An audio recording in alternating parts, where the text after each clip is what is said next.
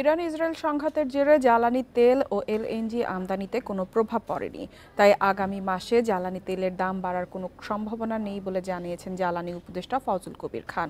মঙ্গলবার রাজধানীর বিদ্যুৎ ভবনে এক অনুষ্ঠান শেষে সাংবাদিকদের উপদেষ্টা একথা বলেন। এর আগে জালালাবাদ গ্যাস ও লাফার্জ হোলসিম বাংলাদেশের সঙ্গে গ্যাস বিক্রির একটি চুক্তি সই হয়।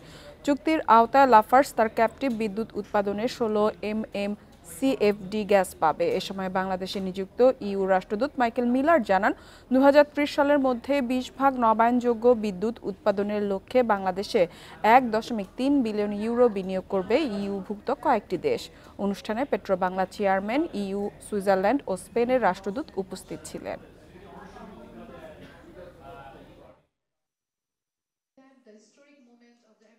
পিপিসির একটা জাহাজ আসছে অলরেডি এর ধরনের, তো ওই জন্য যদি যুদ্ধ দীর্ঘস্থায়ী না হয় তাহলে আমরা মনে হয় যে এটা কোনো ইয়ে হবে না। জ্বালানি তেলের ব্যাপারে আমাদের একটা কুশন আছে, তো আমরা ওই কুশনের মধ্যে আমরা যেটা বেসিক্যালি যেটা হচ্ছে যে আমরা বিপিসির যে প্রফিট সেটা থেকে কিছুটা ইয়ে করবো আর কি, যদি ইয়ে হয়।